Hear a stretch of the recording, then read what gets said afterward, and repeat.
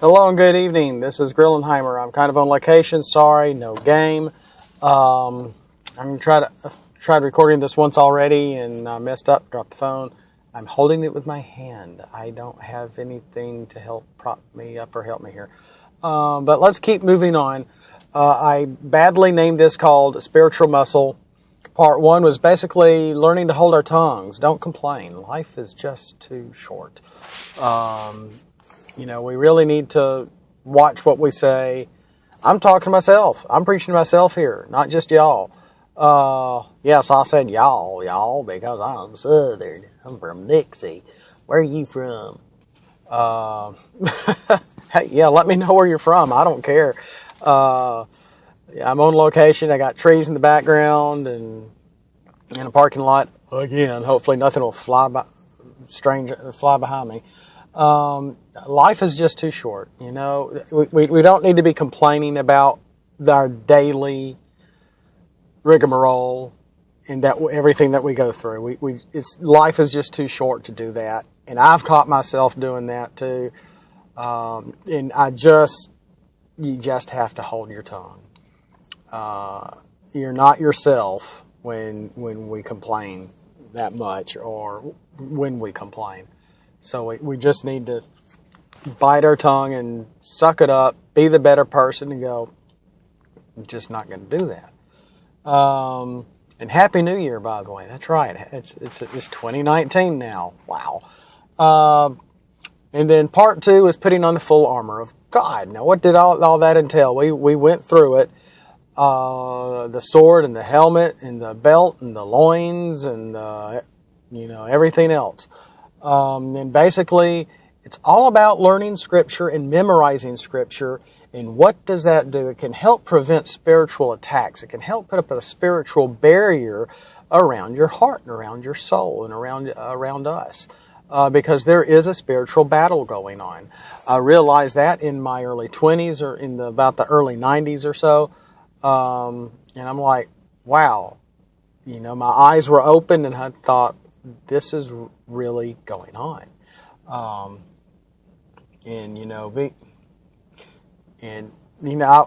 mentioned Evangelion before, like an AT field, and that's what, we kind of have to do. We have to have a spiritual barrier of some sort. So what is part 3, Grillenheimer? Well, let me tell you. Oh, I'm not trying to do that in this mode. I was tell me I can't zoom in and out. Yeah, I know. Well, prayer. The third part is prayer. And I'm losing my light. I'm going to have to make this quick.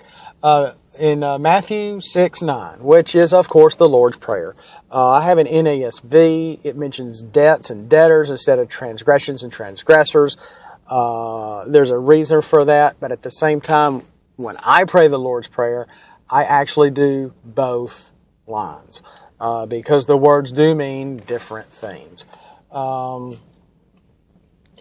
Let's keep going. And what does the Lord's Prayer do? It helps show the object of prayer, how we should pray. It's the outline of what needs to be entailed and help direct us in other prayers when we do pray out of the box, when we don't pray the Lord's Prayer. What I do that is a good suggestion is when you pray the Lord's Prayer, and then keep praying and make it personal. That's what I do a lot of the time.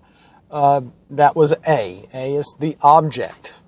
There's an object to this in prayer and how you do it, in how to frame. I want to use my hands so bad I'm holding my phone.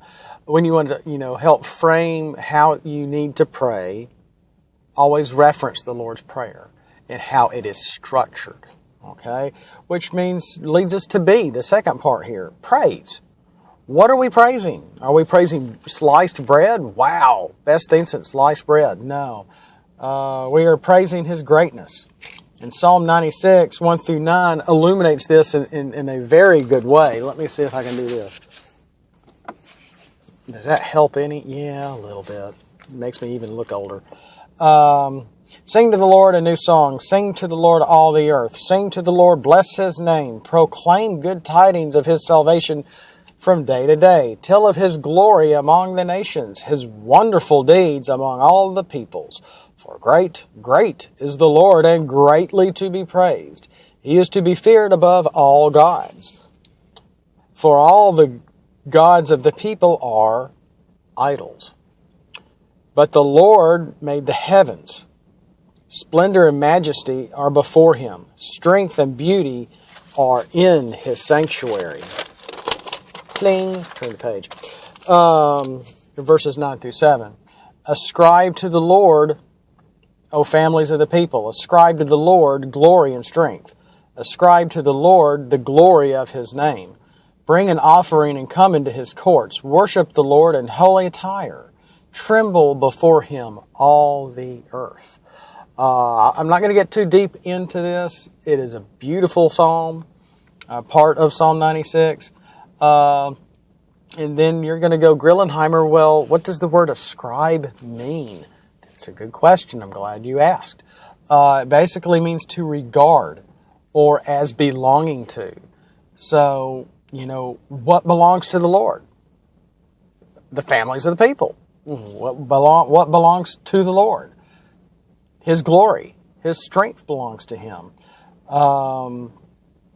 Letting God he owns the family. He owns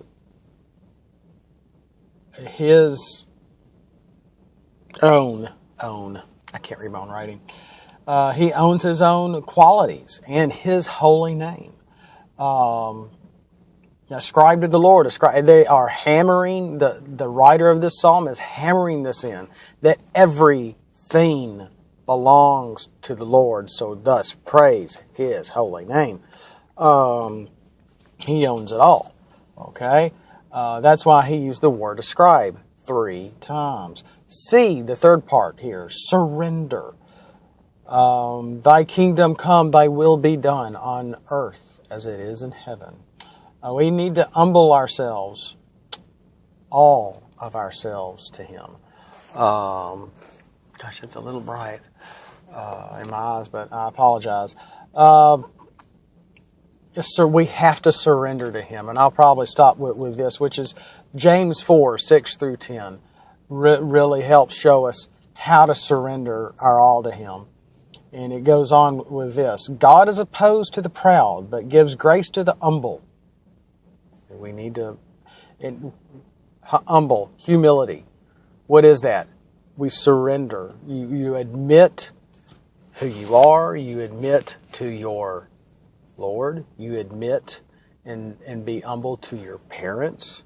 Humility towards your own gender, admitting what you are. I think a lot of the transgenderism going on right now, these poor kids, they're missing something. They're missing the Lord. They're missing Christ in their life, in a nutshell. They lack self-confidence. They lack the ability to admit to themselves, this is what I am. This is what I'm going to be. I'm going to take it and run with it. You got to grab life by the loins and just be yourself. You don't need to be anything else. I'm sorry, I interrupted the verse here. Submit therefore to God, resist the devil, and the devil will flee from you. Draw near to God, and he will draw near to you. Cleanse your hands, you sinners, and purify your hearts. You double-minded, be miserable, and mourn, and weep. Let your laughter be turned into mourning, and your joy to gloom. Humble yourselves in the presence of the Lord, and he will exalt you. Exalt you. This really helps illustrate when we submit ourselves to the Lord, he lifts us up. Not physically, but spiritually. When we humble ourselves to our parents, what should happen? We should be lifting our kids up and say, good job, little Johnny. Good job, little Annie. This is wonderful. You're showing me respect. I love you so much. let's do blah, blah, blah together. Let's get this work. We can work through this. And that can go for any situation. It doesn't have to be transgenderism. It could be grades. It can be it could be anything. Just take a situation, take a bad situation, and when your kid, your child, your teenager takes the time to take the thought and say, something's wrong. And they take the time to admit, hey, I need to submit myself to my parents. Because the Bible is all about masters and slaves, masters and slaves. And we even had that in our country to some extent a long time ago. But it happened to the Jews. It happened to the Jewish people. When the first time I recorded this, when I actually went into and explained the difference between the debtors and the transgressors. And when you have debt, there is a master-slave relation there, which makes us all slaves to our debt, to the companies that we owe money to the banks we owe money to. Whether you got a loan out for a car, a loan out on your house, or you owe $8,000 to some credit card company because you've charged way too much on, I don't know, pick a popular hobby, Pop Funkos, games, Star Wars crap, toys, collectibles, movies, whatever. Expensive cars. Dadgum, I have no light now.